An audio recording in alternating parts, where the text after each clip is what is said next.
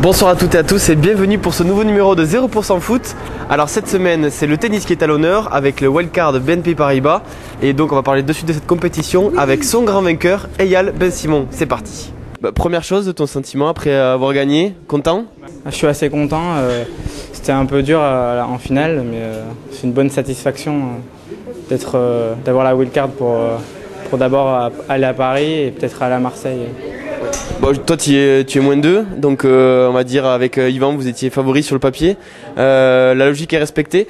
Pas trop dur de jouer juste un super tie-break, ça change un petit peu d'un format classique. On a vu que vous aviez un peu de mal à vous mettre un petit peu dans le match. Ouais, c'est super difficile surtout quand tu joues contre des moins bien classés. Parce que forcément tu te mets un peu la pression et ils font souvent des coups un peu comme ça, chaleur, tout ça. Donc on peut perdre à tout moment contre une personne un peu moins bien classée, mais bon, ça c'est pas fait. Donc là, pour la suite, tu vas sûrement affronter peut-être des moins 4, des moins 30, moins 15. Ouais. Sur un super tie-break, comme ça, tu penses que tu peux battre n'importe qui ou pas? Sur un super tie-break, on peut battre n'importe qui. Ouais. À part Federer, on peut battre n'importe qui, mais je pense qu'après c'est en 2-7 il me semble. Ouais. Donc ce sera différent, là ce sera plus un niveau audio, on aura plus le temps de monter au niveau, de vraiment jouer son vrai niveau, donc ce sera un peu mieux je pense. Ouais. Pour parler un petit peu de ce match contre Yvan, vous connaissez bien, vous jouez tous les deux au Stade Toulousain ici. Alors quand on joue contre un pote, c'est pas trop dur, chacun je suppose que vous connaissez les points faibles de l'autre. Ouais, on joue tous les jours ensemble, donc je sais très bien où il va jouer avant de frapper la balle. Je connais son point faible et tout, mais il aurait pu gagner comme j'aurais pu perdre. Donc là il est un peu moins bien servi, alors normalement il sert très bien. Ouais, donc, gros service. Donc sans son service c'est un peu plus difficile et moi je suis un peu mieux retourné. C'est joué à pas grand chose en tout cas. Pour parler un peu de ton jeu à toi, c'est quoi qui te caractérise? Plutôt jeu de fond de cours quand même? Ouais, je suis plus au fond de cours, je contre un peu, je suis plus au contraire. Je m'appuie un peu plus sur la balle et des fois j'essaie de me décaler un coup droit souvent quand je suis bien. Pour parler un petit peu de ta saison quand même, il y a cet événement mais il y a aussi une saison derrière. Cette année, quels sont un petit peu tes perfs? Ben là, cette année, la saison vient de commencer, donc je fais que 2-3 tournois. Donc j'ai pas encore parfait, mais je commence à monter un peu en puissance, donc ça va, ça se passe bien. L'année dernière, j'étais en fait moins 4, donc j'ai fait... T'as monté 2 classements? J'ai perdu un classement. Oui, t'as perdu un classement, ouais. Parce que j'ai pas trop joué, donc là j'ai envie de m'y remettre. Donc, c'est quoi tes objectifs pour la fin de saison? C'est remonter à oui, monter moins 4, moins 15, ouais, pourquoi pas. Pourquoi pas, on verra bien. Ok. Bon, on va dire quand même un petit mot aussi sur la suite là, à Marseille. Enfin déjà il y a à Paris et puis ensuite Marseille. Rentrer dans un tournoi comme ça, ATP, c'est un rêve? Quand même pas un rêve, mais c'est quand même vraiment une belle expérience. Ouais. C'est un rêve, peut-être au Roland Garros, tout ça. Je joue à Roland Garros, mais c'est vrai que c'est vraiment une bonne expérience à faire. Ouais. Je vais jouer si c'est possible, je vais jouer contre des mecs très forts. Donc je vais vraiment évaluer le vrai niveau de jeu au niveau tennis. Donc c'est bien. Voilà, c'était donc Eyal Ben Simon. On va passer tout de suite à un petit mot de la part de la BNP Paribas. Et c'est Pascal Fèvre, le directeur régional, qui nous en parle. Première chose, aujourd'hui donc on va parler un petit peu de cet événement un peu particulier pour le monde du tennis. Ça change un petit peu des tournois classiques. Donc c'est BNP Paribas qui l'a organisé. Est-ce que vous pouvez nous expliquer un petit peu le concept? Alors c'est un concept effectivement qui est tout à fait nouveau, puisque BNP Paribas a choisi d'offrir une wildcard à un amateur pour participer à un tournoi professionnel qui est l'Open 13 à Marseille.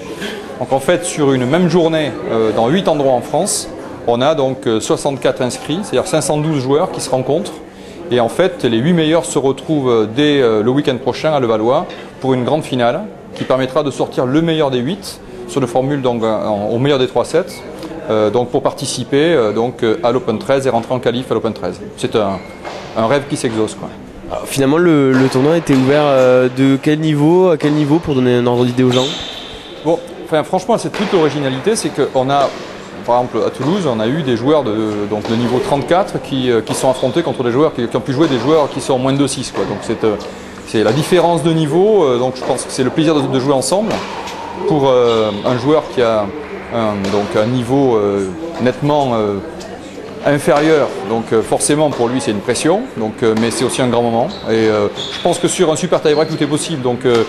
Pour celui qui est moins de 6, c'est peut-être pas forcément stimulant au départ parce qu'il a pas de perf à aller chercher. En revanche, il n'a pas forcément envie de perdre non plus. Donc tous les joueurs se sont battus et on a finalement assisté à une finale où les deux moins de 6, les deux meilleurs sur le papier sont affrontés. Donc je dirais que la logique a quand même été respectée, même si la formule de jeu est particulière. Justement, là on a vu, donc on connaît maintenant le vainqueur ici sur Toulouse, donc c'est Ben Simon. Moins de 6, voilà, vous venez de le dire.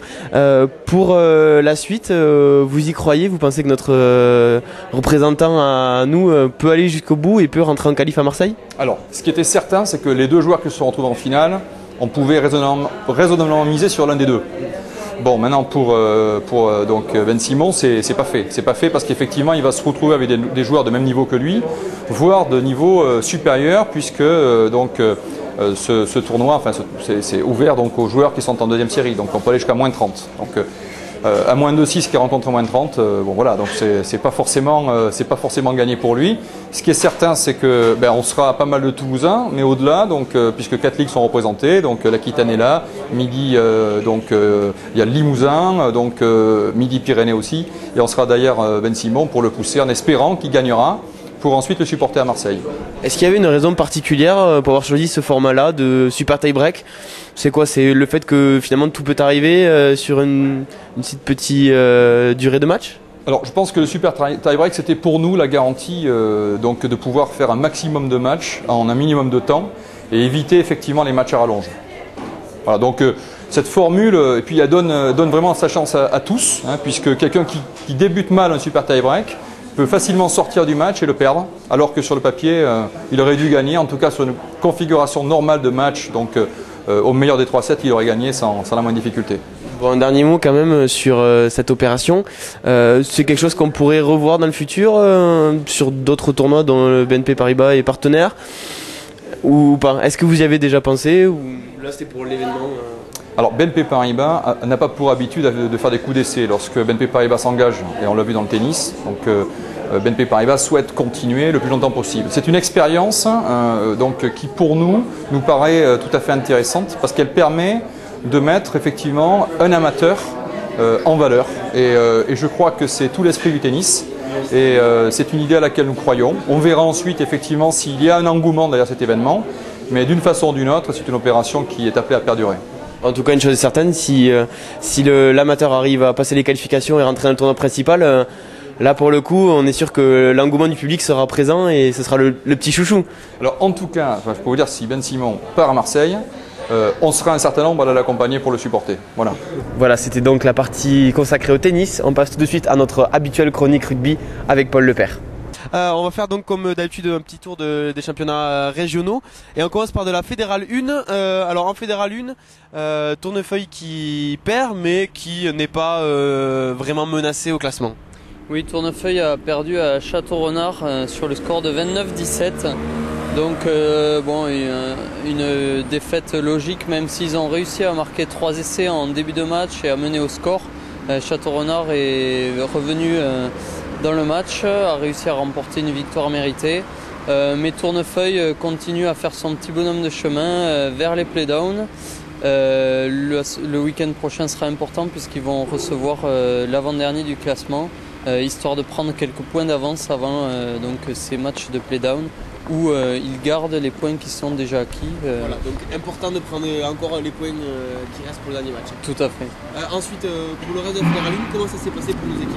Alors Castanet s'est relancé en battant Chambéry 18-8 et réussit grâce à cette victoire à accrocher la 3e place, synonyme de challenge de Jean Prat, donc pour les playoffs. Et le week-end prochain, en plus en match en retard, ils reçoivent le dernier, donc ils ont des chances de conforter cette 3e place pour gagner ce ticket pour les playoffs. Et enfin, la dernière équipe de Fédérale 1. Et enfin, dernière équipe, c'est l'équipe à la traîne de cette saison, c'est la Vallée du Giroux qui perd encore 38-18 au Bug. Bon là ils vont finir cuillère de bois, non? Ils n'ont pas une seule victoire au compteur. Alors on va passer à la Fédérale 2. Là des résultats plutôt mitigés avec notamment le FCTT qui s'incline. Oui, le FCTT qui s'incline mais contre une bonne équipe de l'ES Catalane à domicile, donc au FCTT sur le score de 14-23. Le FCTT réussit tout de même à rester non relégable, donc à avoir la première place non relégable, mais il se rapproche dangereusement de cette zone rouge. Ensuite, pour les autres poules, comment ça se passe pour nos clubs? Alors Blagnac a battu le Bucco-Tornos 51-13 et conforte également sa 3e place. Donc là, les deux clubs régionaux sont bien placés. On peut compter sur eux pour jouer la montée? Pour les phases finales, oui, tout à fait. On va passer maintenant à l'échelon juste en dessous, la Fédérale 3. Alors la semaine dernière, on pouvait se féliciter de la belle victoire du club de la Saletas, promu, on le rappelle, face au leader Risque, les Gersois. Là, cette fois-ci, à Saint-Giron, ils n'ont pas fait vraiment le poids. Ils perdent 17-0, c'est ça? Oui, tout à fait. À Saint-Giron, c'est une équipe avec un gros pack. Et c'est vrai que sur les terrains actuellement assez boueux, la Saletas n'a pas réussi à accrocher Saint-Giron et repart avec un 17-0 logique. Mais c'était pas le match très important pour la Saletas, c'est plus le week-end prochain où la Saletas se déplace à Riom, concurrent direct pour le maintien. Et c'est là que ce match vaudra 8 points. Ensuite, pour les autres poules, comment ça se passe? Déjà, on va rester dans cette poule, pardon. Oui, toujours dans la même poule, Grenade a battu EOS 27-14 et Riom a battu les Coteaux de l'Arrêt, le dernier, 18-3 et donc se replace pour le maintien et même sort de la zone de relégation. D'accord. Et donc il y a le dernier résultat de la poule, c'est Julien qui bat Saint-Gaudens, qui a priori ne fait pas réellement les affaires de Riom et de la Saletas en termes de maintien. Par contre, qui pourrait faire les affaires de la Saletas si jamais il pouvait se qualifier pour les playoffs. Voilà, bon, c'est peut-être visé un peu haut, mais la Saletas, il leur reste à recevoir tous les prétendants au maintien et on peut donc penser qu'ils auront des points plus faciles maintenant à conquérir et que, bon, si jamais tout se passe bien pour eux, en effet, ils pourraient peut-être avoir assez de points pour jouer les playoffs. D'accord, donc ça c'était pour la poule 1. Du côté de la poule 3 et 4, comment ça s'est passé? Alors Muret a perdu à Lunel sur le score de 36-6, assez lourdement, ce dont ils ne nous avaient pas habitués depuis le début de la saison, mais ils gardent quand même leur 3e place. Tandis que le TUC a perdu à Moissac 22-13 et est toujours juste au-dessus de la zone de relégation. Tandis que Balma, 3e de sa poule, a battu facilement Nègrepelisse 44-3.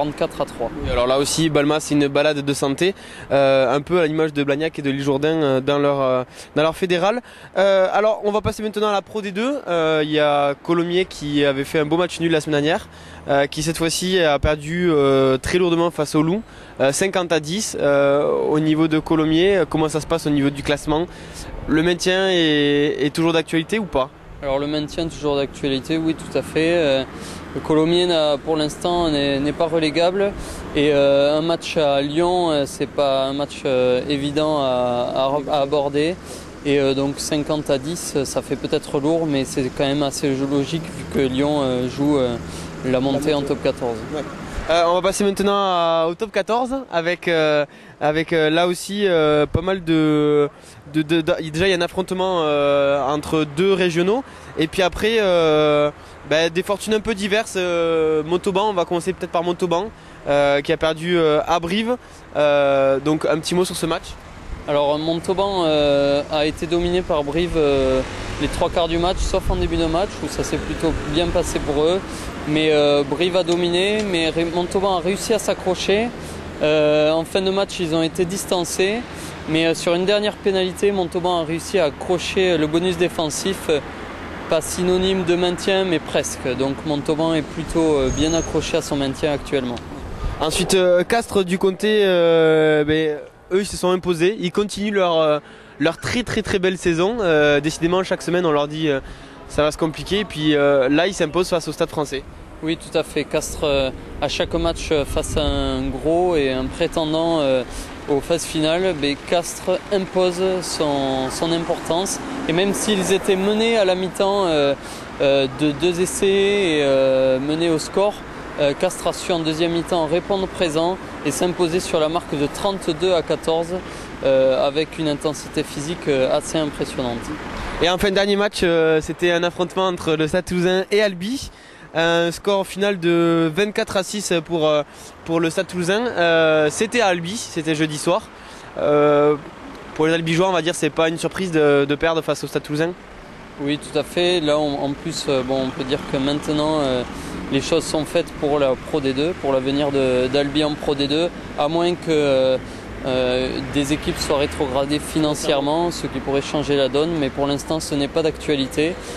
Toulouse a fait un match sérieux, a pris le match par le bon bout, même si Albi a mené au score pendant 30 minutes, les 30 premières minutes. Après, Toulouse a réussi à reprendre en main sa destinée, et, grâce notamment à un très grand Yannick Josion qui a montré qu'il était vraiment à un niveau international actuellement.